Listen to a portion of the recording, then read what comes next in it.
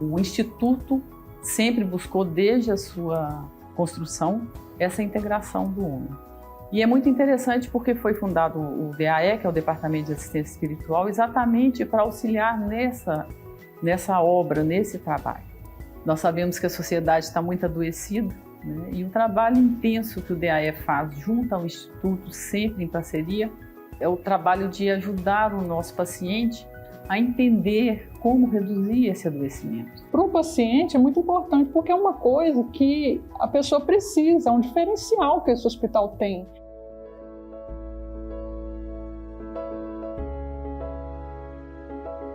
Começa agora o DAE Convida, com a apresentação do Grupo de Assistência Espiritual, o GAI, do Instituto Assistencial Espírita André Luiz.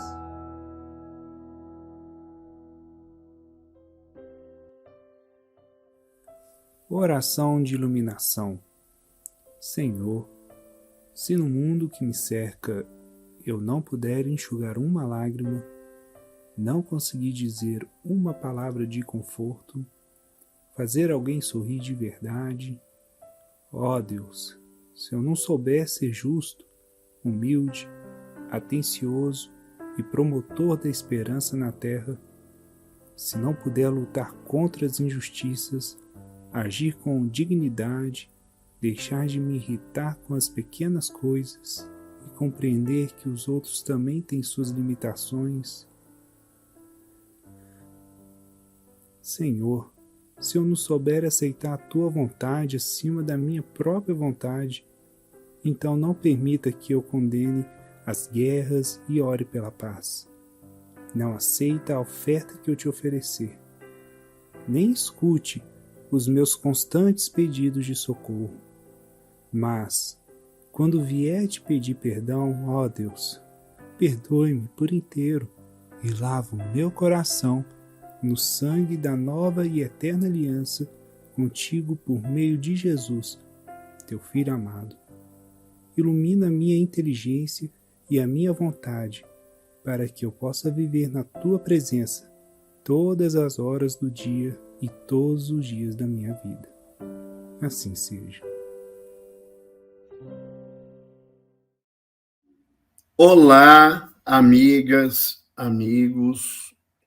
Este é o DAE Convida do Hospital Espírita André Luiz. Meu nome é Roberto Lúcio, para quem não me conhece. Eu sou médico psiquiatra e eu estou aqui como preceptor do grupo de acolhimento espiritual que funciona dentro do Departamento de Assistência Espiritual.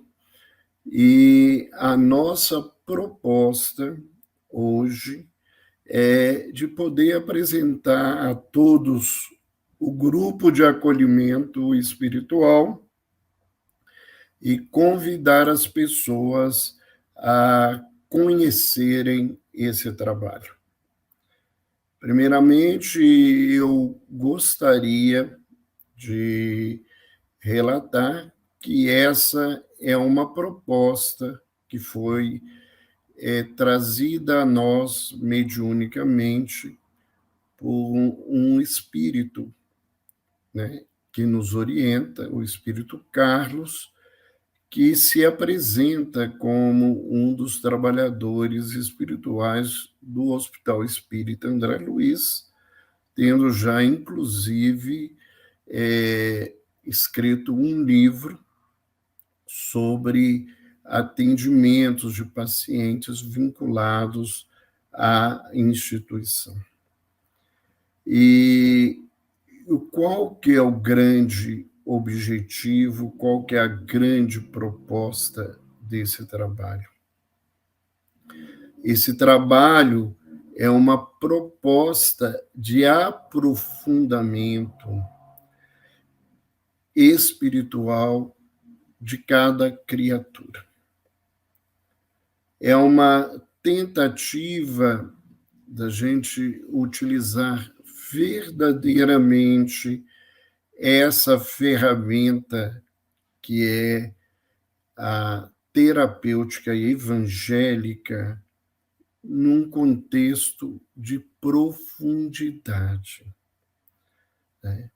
Não uma questão de estudo, mas num propósito de vivenciação.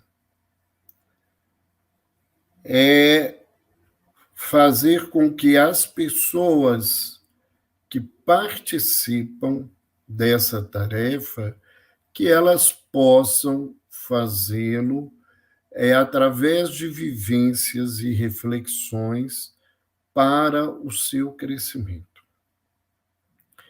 Esse grupo, então, ele foi estruturado a partir do ano de 2018, e aqueles que participaram da primeira turma de estudos e de preparação ficaram conosco por mais de 1 ano e meio, fazendo estudos e reflexões acerca da proposta e uma estruturação da atividade.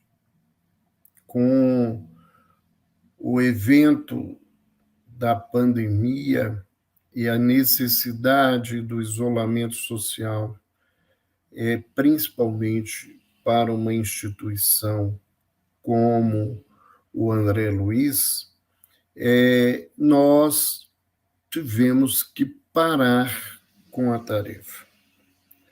Nesse interim, ocorreram diversas mudanças, inclusive a renovação da diretoria do hospital, ou melhor, do instituto, né, onde o hospital se vincula. E, ao apresentarmos essa proposta à nova diretoria, esse trabalho, que era um trabalho novo, a nossa colega Lenice, que tem a responsabilidade da coordenação dentro da diretoria do Departamento de Assistência Espiritual, fez uma sugestão que nós achamos muito importante, que pela profundidade da proposta, que isso seria uma oportunidade de aprimorar e fazer vivências com os voluntários do hospital para um crescimento pessoal no sentido da conexão da criatura com o Criador. Essa é, acima de tudo, a proposta que o Espírito Carlos nos faz dentro desse desafio. E é um desafio. É um desafio porque quando nós começamos a estudar, e quando, particularmente, eu comecei a estruturar a tarefa, eu descobri, e essa descoberta depois se tornou coletiva com o grupo de voluntários, que mais do que uma possibilidade de uma ferramenta para levar a um terceiro, ela é uma ferramenta para nos fazer ir ao encontro de nós mesmos, tentando entender o nível, o lugar, a posição que a gente está diante do Criador. Essas vivenciações, elas foram, ao mesmo tempo, bastante desafiadoras e bastante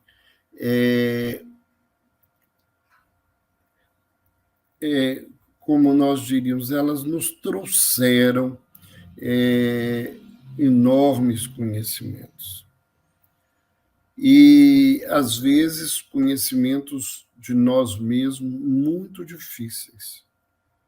Tanto que, durante a tarefa de preparo, nesse aproximadamente 18 meses, que nós tínhamos encontros mensais de aproximadamente 4 horas e meia, né, uma manhã inteira de um sábado por mês, alguns companheiros foram se desvinculando da tarefa.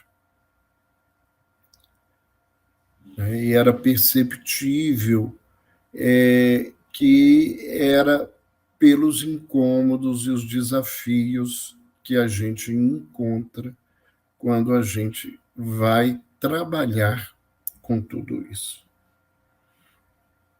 Por quê? Porque todas as vezes que nós encaramos o processo de autoconhecimento, nós vamos deparar com a nossa realidade acerca de inúmeras questões que nós não podemos nos esquecer. Que nós ainda somos muito egoístas, que muitas coisas que nós fazemos, que a gente se ilude, que a gente está fazendo o bem no seu sentido mais profundo, são manifestações da nossa vaidade, que muitos de nós nos postamos dentro da proposta do próprio trabalho no movimento, movidos por um orgulho imenso, onde nós nos creditamos a condição de que somos alguém que ensina e que os outros aprendem, que nós somos o senhor da tarefa, o dono do grupo.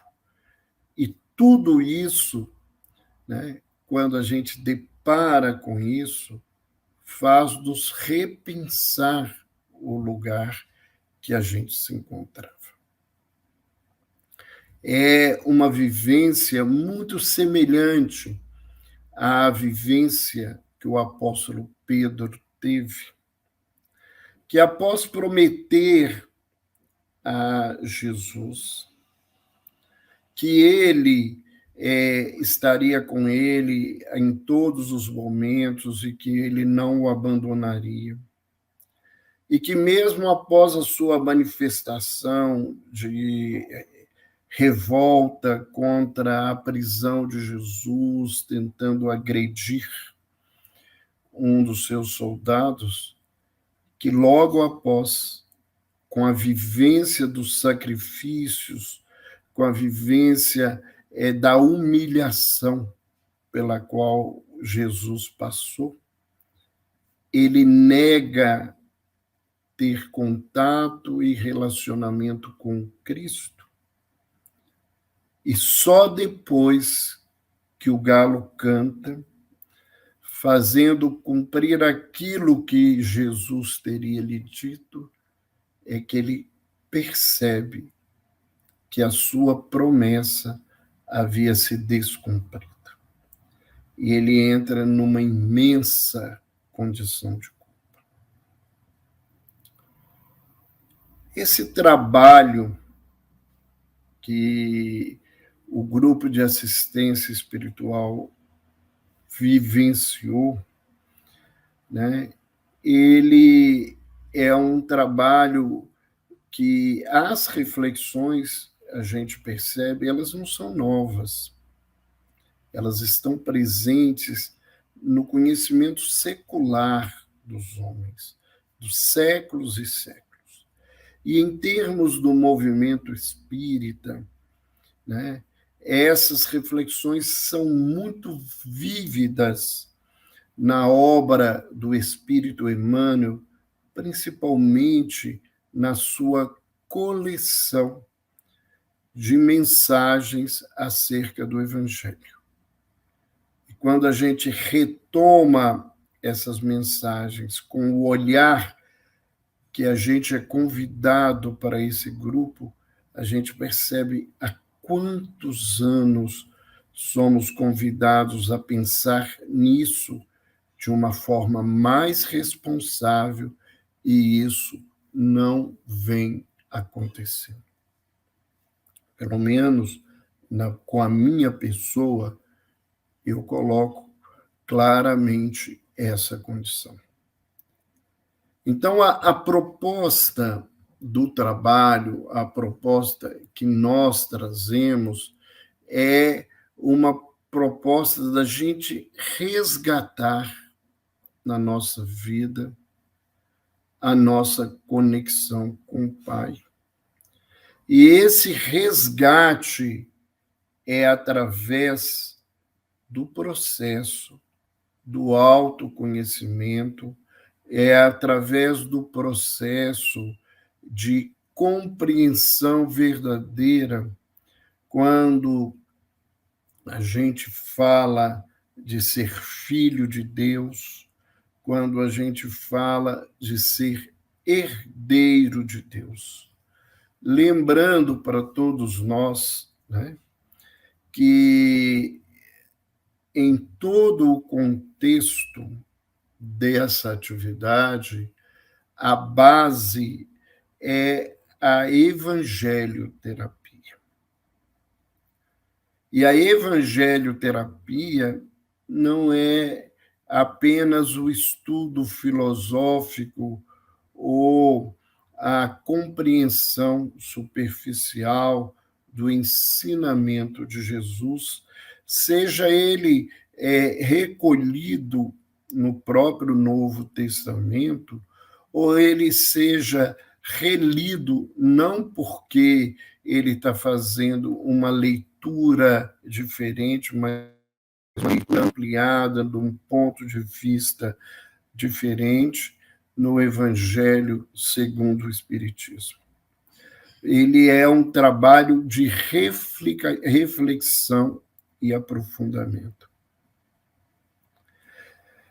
E a grande proposta é fazer uma tarefa que movimente a criatura, não através de citações teóricas.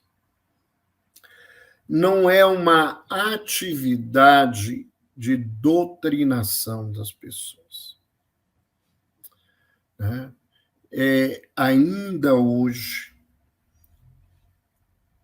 na grande parte do tempo, as escolas que estudam o Evangelho se ocupam muito mais em doutrinar do que verdadeiramente educar as criaturas, tendo como base o Evangelho. A gente tenta falar com o outro para que ele seja, e não auxiliar ao outro a entender o que ele precisa ser.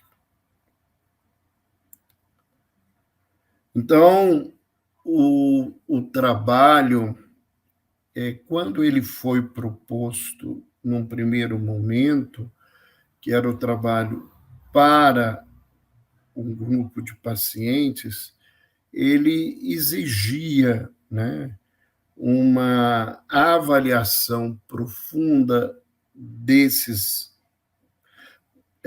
pacientes, porque dependendo do momento do adoecimento, do nível de comprometimento cognitivo, da disponibilidade ou não, até pela questão do uso da medicação, se ele teria condições de participar dessa tarefa. E isso é muito desafiador. Então, quando a direção da instituição teve a felicidade, através da Lenice, de utilizar esse material para as pessoas que trabalham dentro do movimento, trabalham especificamente dentro do departamento de assistência espiritual. Isso abriu um campo muito grande para que o trabalho pudesse ser realmente um trabalho de profundidade, e em que as pessoas pudessem ter dois movimentos. Um primeiro movimento de um autoaprendizado, né? Um aprendizado pessoal, porque mesmo trazendo todo um conteúdo de informações para o grupo, a todo momento nós convidamos as pessoas a refletir e a vivenciarem determinadas coisas. E eu posso colocar claramente que isso foi para o grupo, principalmente aquele que conseguiu completar o trabalho de preceptoria e que depois começou a praticá-lo. Isso foi algo renovador da alma, né? Mas não foi algo fácil enquanto movimento de tarefa. Por quê? Porque nós, quando buscamos esse trabalho de evangelioterapia, nós entendemos, na linguagem do próprio Cristo, que evangelho não é conversão, evangelho não é imposição, evangelho não é informação, simplesmente. Evangelho é educação.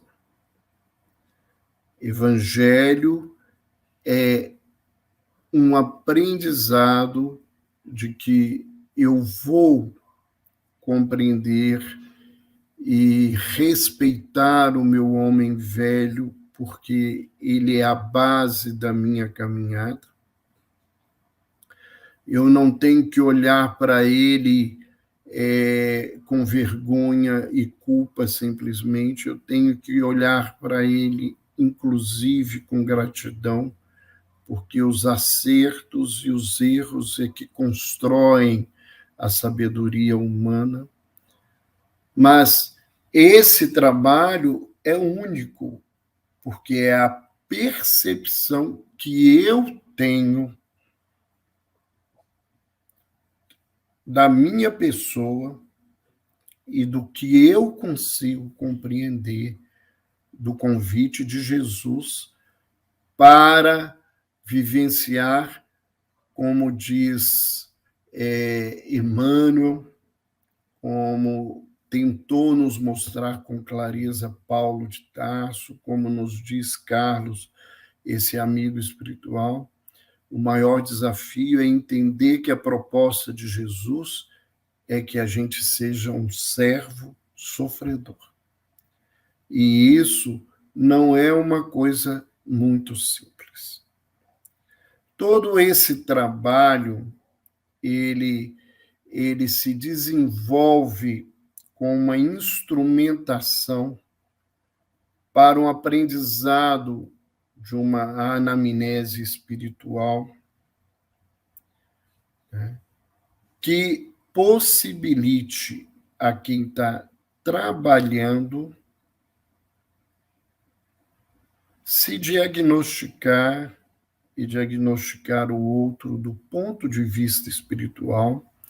Não é um trabalho médico, não é um trabalho de um profissional específico, de uma área específica, né? é como nós dizíamos no primeiro encontro aos que participavam, a primeira coisa que a gente precisa entender que a gente não é voluntário, a gente também é voluntário, que a gente não é atendente espiritual, a gente é também atendente espiritual, mas que na tarefa que nós buscamos realizar, nós somos terapeutas. E a palavra terapeuta vem do grego e significa aquele que leva a Deus. O terapeuta é aquele indivíduo que se faz ferramenta para auxiliar a criatura a se reconectar com Deus. E a única forma que a gente pode fazer isso, e a verdadeira fórmula, é aprendendo o caminho e construindo o caminho de conexão.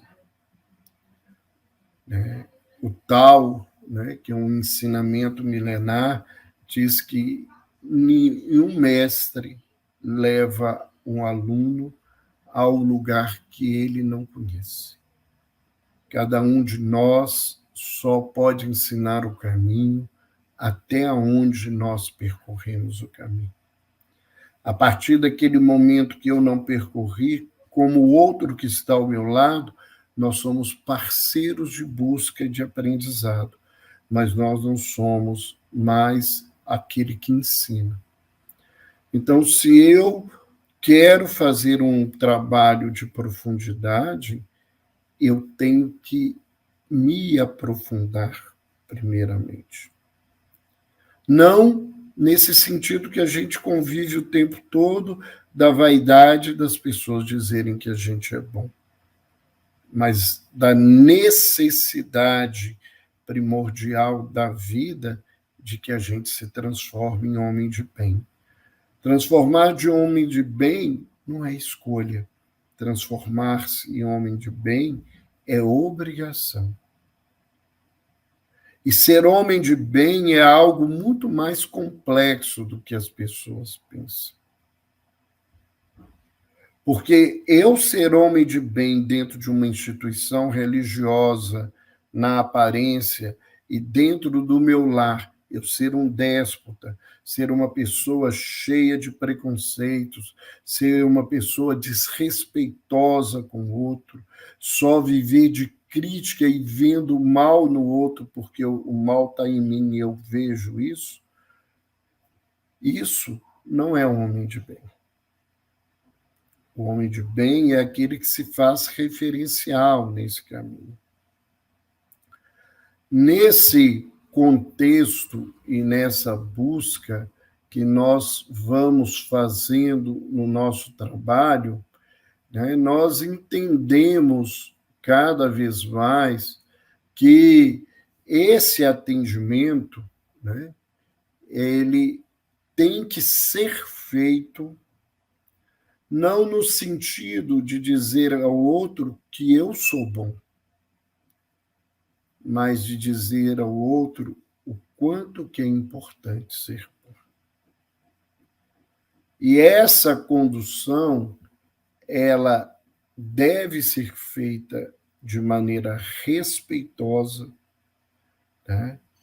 e dentro da capacidade da criatura, com a presença do próprio exemplo de transformação. Nós vamos ver, dentro desse trabalho que a gente realiza, que há diversos elementos que vão ser aprendidos. Um diagnóstico espiritual, não no sentido de avaliação moral de ninguém, mas compreender. É claro para todos nós, do ponto de vista racional, que a doença da humanidade é o egoísmo. E que a doença da humanidade, ela tem excrescências, como as duas grandes expressões do egoísmo, que é o orgulho e a vaidade, mas também com inúmeras outras expressões que a gente tem dentro de nós e que muitas vezes a gente não vê. Então, nessa proposta, nós vamos aprender a ter essa instrumentação, né, desses recursos que eu preciso entender e conhecer para poder saber aonde que a pessoa está e o que eu posso fazer e o que eu posso propor para ela. Um fato importante, né? Esse trabalho, quando ele é verdadeiramente assumido, ele é um trabalho de parceria, porque ele depende da vontade do outro. Se o outro não quiser, nós não podemos fazer nada para ele. Nesse contexto de trabalho, nesse contexto de situações, nós vamos ter, a partir dessa ferramenta que é uma anamnese espiritual, diversos elementos na abordagem espírita, porque o nosso trabalho aqui está nesse lugar, para entender aonde a pessoa está. Qual que é o seu nível de vivência religiosa, a questão da presença ou não de um processo obsessivo, a questão, né, de uma possibilidade ou não de uma mediunidade ostensiva e como que ela precisa ser abordada. Porque, ao contrário do que todo mundo muitas vezes fala no movimento, não é porque eu sou médium que eu tenho que desenvolver a mediunidade. Existem condições e situações da criatura em que isso tem que ser adiado, ou às vezes, nessa encarnação, tem que ser interrompido, porque a pessoa não tem condições de viver isso. E se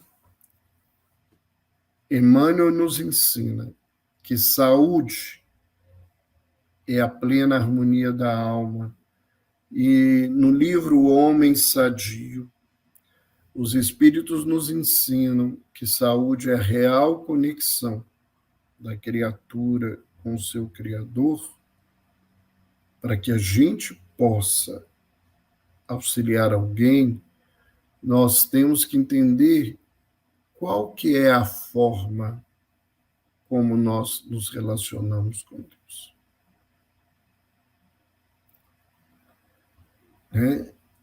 A gente ouve, só para uma reflexão aqui, né, que a gente acredita num Deus único. Mas o que eu vejo é que a maioria de nós que nos dizemos acreditar num Deus único, nós ainda não nos conectamos com esse Deus diretamente e muitas vezes a gente questiona a postura dos nossos irmãos cristãos tradicionais que creem na Trindade divina, mas eu vejo muito espírita conversando com Jesus como se estivesse conversando com Deus. E não é incomum as relações dentro do movimento espírita com as entidades espirituais se assemelharem aos nossos posicionamentos em outras vidas da nossa relação com os santos da Igreja Católica.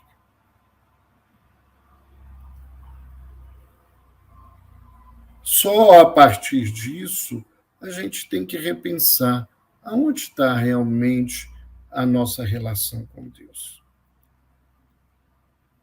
Como que eu o vejo? Como que eu o sinto? Como que eu me encontro com Ele? Nesse caminho, nós vamos também trabalhar sobre aquilo que a gente chama de um projeto ou um plano terapêutico do ponto de vista da terapia complementar espírita. Lembrando que a terapia complementar espírita, ela é ampla, ela possui enormes recursos.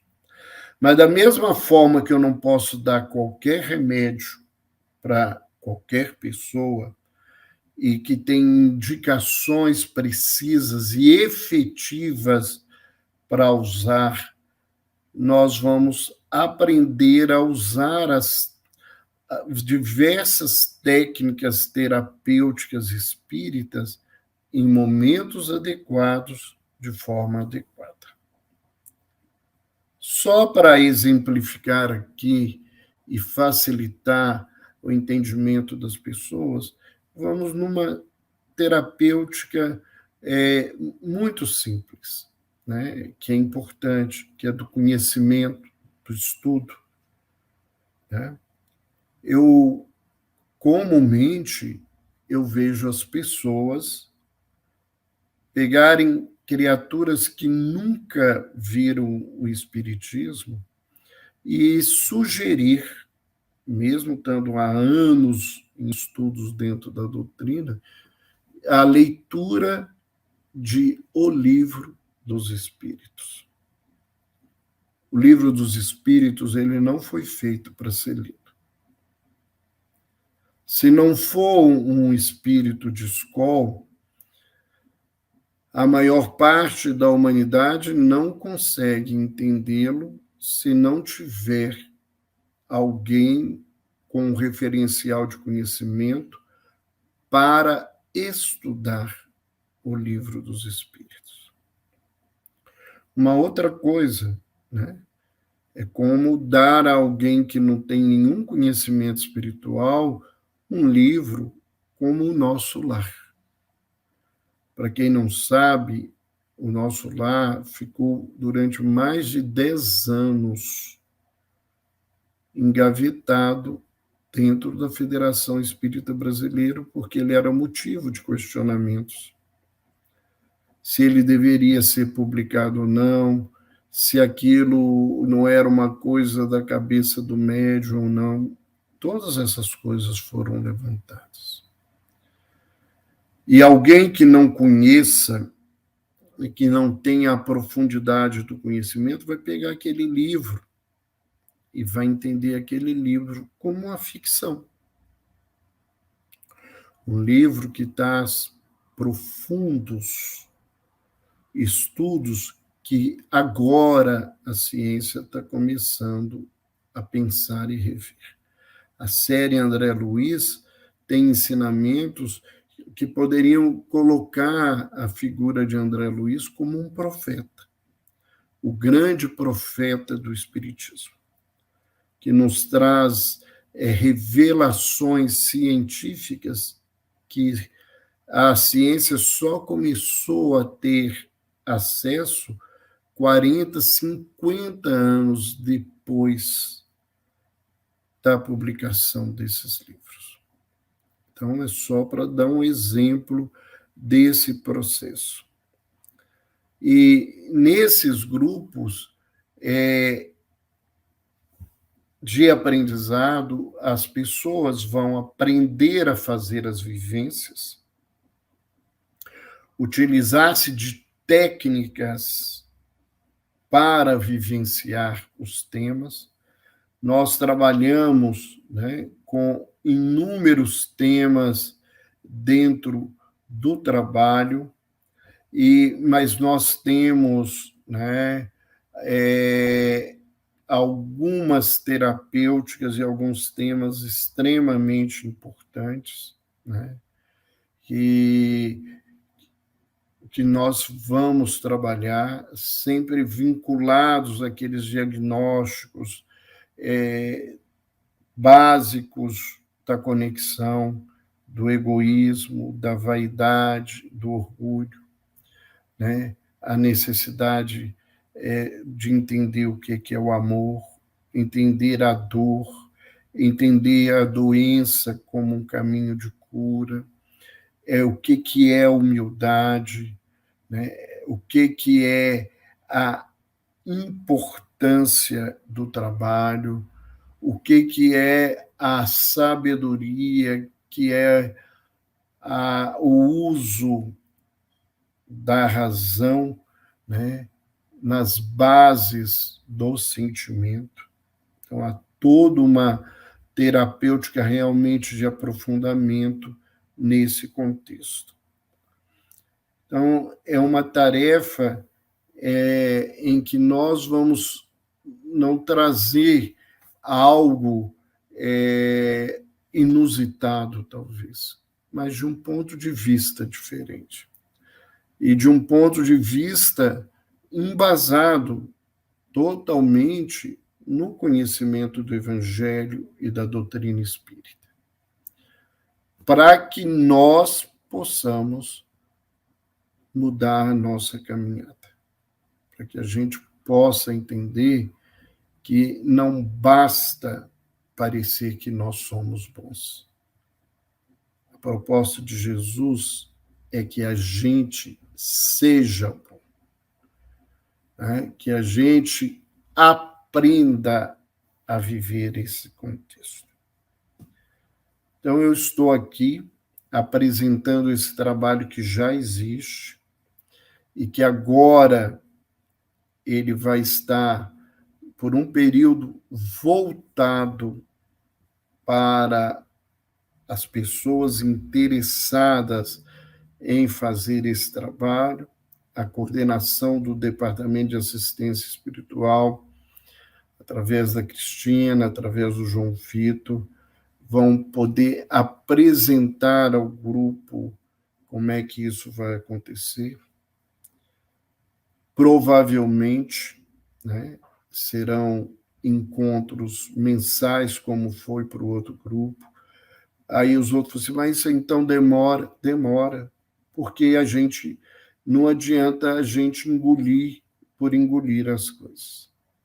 A gente tem que ter um tempo de digerir aquilo que a gente está aprendendo. E eu posso dizer para vocês que não é uma digestão fácil, né? E nesse período, né, nós vamos ter uma parte teórica, né, reflexiva, muito reflexiva. Nós vamos ter um momento vivencial em que o grupo que já trabalha com isso vai ativamente trabalhar com grupos.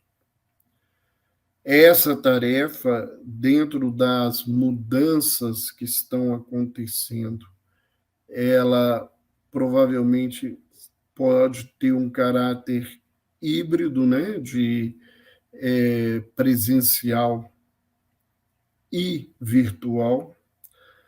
Agora, as pessoas que fizerem virtualmente, elas vão perder muito, porque as vivências não têm jeito de serem feitas, algumas delas, virtualmente, porque elas têm que serem feitas em grupo. E, como médico, eu lembraria as pessoas que nós estamos numa fase em que nós já temos que estar retomando a nossa caminhada. Dentro de um ambiente onde tenha mais pessoas, nada impede que as pessoas que prefiram se prevenir, continue usando máscara. Mas essa condição, né, ela precisa ser pensada, né, porque eu tenho visto muita gente se acomodando a ficar virtualmente. Isso não ajuda a pessoa, não ajuda o trabalho de relacionamento social importante para a saúde, né?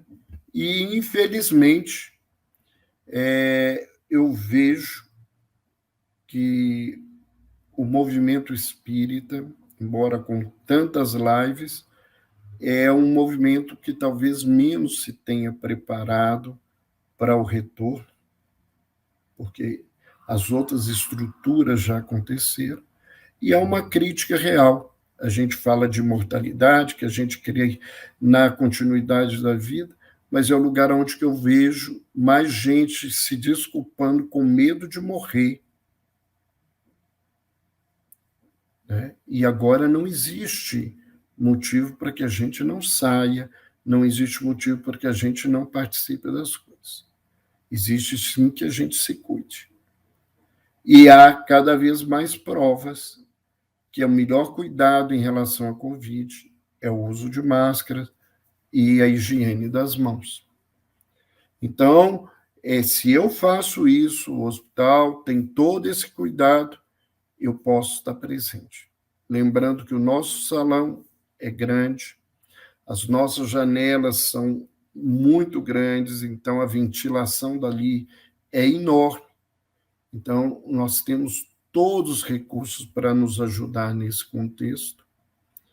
E logo que for liberado a agenda, né, e será aberta essa inscrição para a oportunidade, eu espero ter a grata surpresa da participação de grande maioria dos voluntários para esse aprendizado, porque não é um aprendizado para o outro, é um aprendizado para nós mesmos. Eu estou aqui agradecendo ao Departamento de Assistência Espiritual pelo convite, por dar essa oportunidade, abrir esse espaço para o grupo de assistência espiritual, onde, na verdade, eu não sou o coordenador, quem está coordenando é a Clarice, né? Mas como nós somos esse medianeiro da idealização, porque todo o projeto foi trazido como uma orientação espiritual, nós estamos assumindo, né, essa preceptoria para o grupo, e para mim é uma imensa alegria poder estar sempre colaborando com o hospital, porque todo mundo sabe, né, aqueles que normalmente estão no hospital, aqueles que estão talvez vendo e acompanhando esse vídeo sem nos conhecer, a minha história, né, se mistura com a história do hospital. Quase não, 2/3 da minha vida eu passei dentro dessa instituição, estou dentro dessa instituição. Hoje já não sou mais médico assistente, já não sou mais diretor do hospital, mas eu talvez tenha hoje o único título que eu mereço, que é ser colaborador da instituição.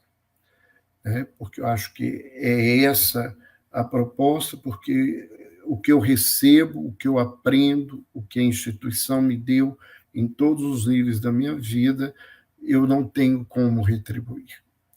Então, muito obrigado, eu agradeço mais uma vez, e a gente está convidando a quem quer fazer um caminho de autoconhecimento, de vivência da evangelioterapia, que possa estar conosco aprendendo essas ferramentas. Como fazer esses diagnósticos, como utilizar esses diagnósticos, como fazer um plano de atendimento espiritual individualizado para as pessoas que precisam melhorar, né? Muitas vezes as pessoas dizem que vão às religiões e não melhoram, e não é mentira, porque a gente dá uma assistência tão superficial ou tão generalizada que não atende à necessidade íntima daquela criatura. Então, a primeira pergunta que nos vem é essa: é possível destacar os principais pilares do trabalho do grupo de assistência espiritual? Os principais pilares do trabalho de assistência espiritual é a compreensão do que é a conexão, a plenitude, né? Aquela unidade que a criatura busca em Deus, a compreensão que o adoecimento humano ele se origina pelo egoísmo, né? E que nós manifestamos essa doença de diversas formas, através do orgulho, da vaidade, né, do comodismo, do ciúme, da inveja, de tantas outras situações, e que, dependendo desse lugar que nós estamos, entendendo esse diagnóstico, a terapêutica funciona de uma outra maneira. Outro pilar é os próprios passos do trabalho, né? Que é aprender a realizar uma anamnese espiritual, a fazer um diagnóstico espiritual e a fazer um plano, um projeto terapêutico baseado, né, na terapia complementar espírita. E depois, né, o grande pilar é o aprendizado das técnicas vivenciais para trabalhar os passos do trabalho, aqueles elementos que nós entendemos, né, que são os recursos para vencer as dores e alcançar a saúde. Lembrando que a saúde espiritual é a base real da vida. A doença no corpo, a doença emocional, são alertas da sabedoria divina para nos dizer que as coisas estão mal. E se eu trato só do corpo, eu trato só da mente, não trato do espírito, essa doença vai aparecer novamente. Então, essas são as bases do nosso trabalho. Como o Guy compreende o processo de sofrimento da pessoa? Em que a evangelioterapia, após a anamnese espiritual cuidadosa, contribui para esse processo de cura? Primeiro, a gente compreende que o adoecimento humano é a perda da conexão com Deus. Toda doença, seja ela de aspecto físico, mental, ela é uma doença de caráter moral, né? E a partir dessa compreensão, nós entendemos que a vivência do Evangelho, que é a vivência da lei de amor, ela, à medida em que eu me torno melhor, eu vou mudando o ponto de vista que eu tenho da minha dor, e a dor que me era castigo e só sofrimento, ela se transforma, na minha visão, em ferramenta e instrumento de crescimento e renovação. Então, Nós acreditamos que o único caminho verdadeiro de cura é o Evangelho. Lembrando que a única forma de cura é a autocura. Tudo que é feito de outra forma são estágios de melhoria da saúde. Mas a saúde real é quando eu me auto-transformo num filho de Deus. Essa é a proposta. Muita paz para todo mundo, um beijo no coração e até ao início da nossa tarefa dentro do Departamento de Assistência Espiritual.